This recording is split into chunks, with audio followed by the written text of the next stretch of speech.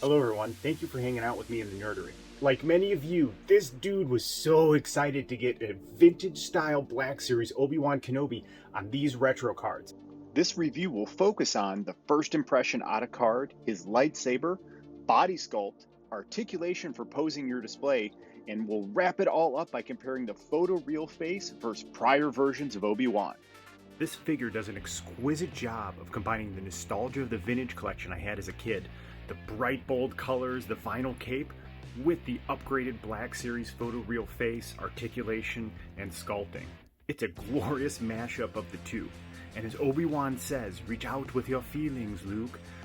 And this figure is all about this dude feeling feelings. How about you guys? Did you have the same reaction? Wow, and check out Obi-Wan's lightsaber. It hangs perfectly off his belt. Look how nicely that complements the figure. I think this was sculpted really well. Look at all the detail around it.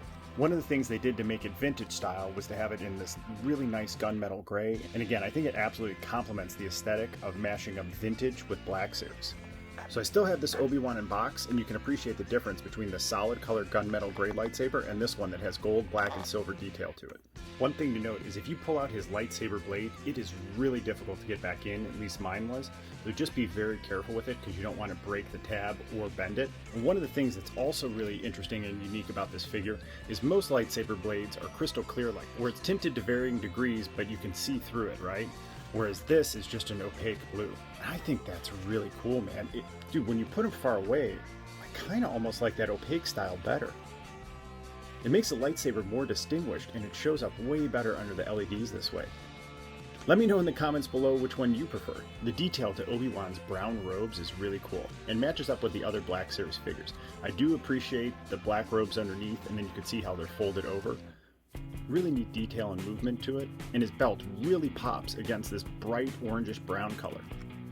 Again, looking to the side, he has a pouch there and a hook for his lightsaber, and the robes continue all the way down to his ankles. They're a softish style rubber. We'll see when we get into the posability section if they hinder movement. And peeking underneath the robes, he has black pants and again, bright orange-brown boots. One other neat touch to this figure is this vinyl cape. Very, very retro.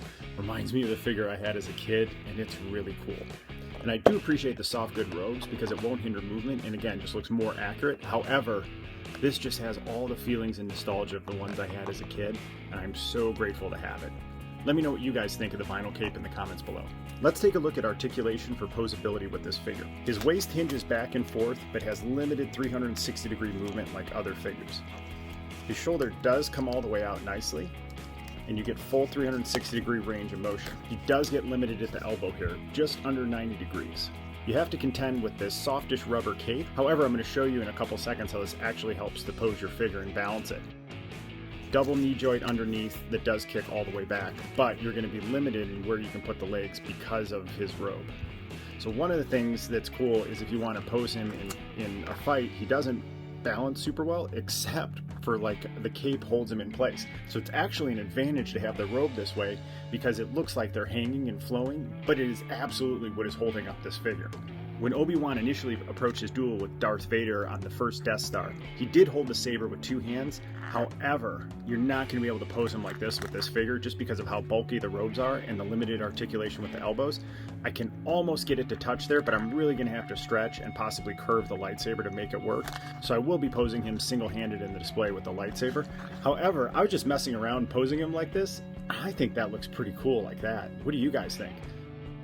I'm definitely going to use these robes to my advantage to display him in a pose like this. Could this be the best Obi-Wan photoreal head sculpt? Right out of the box, it's gorgeous, man. Look at the detail in the beard.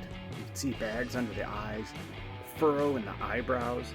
Just looks like old man Ben living in the desert in Tatooine, man. Dude, even the hair sculpt is on point. Just look at it kind of laying nicely across his forehead like that. He looks incredible. Wow, man, they really nailed it. Let's see how he looks next to some of the other Obi-Wan Kenobi figures. Here's old Ben next to Ewan McGregor's Attack of the Clones Obi-Wan. I feel like the Ewan McGregor head sculpt was a nice representation of him, and from certain angles you can definitely see Ewan in it, but it is not up to the same par as Ben Kenobi here, man. Wow, dude, not even close. And I guess Ben got shorter with age as well. Alright, here's Ben next to Padawan Kenobi. I think this is actually a better face sculpt of younger Ewan McGregor than the Attack of the Clones version. It really looks like him from head on. Again, I don't have it out of box, so I can't fully compare. But looking at him side by side, I still think old Ben is the winner here, but this is definitely a better version of Ewan. The original Black Series figure of Obi-Wan Kenobi from A New Hope resembles Alec Guinness from far away in the display. You can definitely tell it's Obi-Wan. It captures some of his features, but absolutely cannot compare to this new photoreal technology. I mean, this really is Sir Alec Guinness, where the other one was just a reasonable representation of him. I only have this figure in box right now, and I'm always going to keep it in there. There's just no way I can ever open it.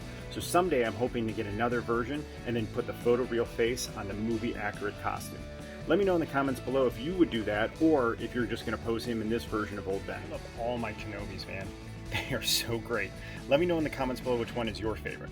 Check out how cool Obi-Wan looks next to carbonized Vader. Oh my god, man, they look awesome together. Here's Obi-Wan next to New Hope Luke. They're on the Falcon, and then he's teaching Luke to use the Force. They look really, really cool together. Thank you so much for hanging out with me in the Nerdery and sharing the joy that this Obi-Wan Kenobi figure brought. He is so cool, man. I really do appreciate the opaque lightsaber, and I'm wondering if it's just a better look under the LEDs. Let me know in the comments below which way you prefer. I definitely think this is by far the best Obi-Wan head sculpt they've had yet, and I'm looking forward to the photoreal face for Ewan McGregor's Revenge of the Sith version. Please let me know in the comments below where this Obi-Wan ranks for you in your collection. And hopefully someday the toy gods will show me great favor and I can find Clone Commander Obi-Wan. Please like, subscribe, and ring the bell to join the noble quest of building this action figure collection. See you real soon.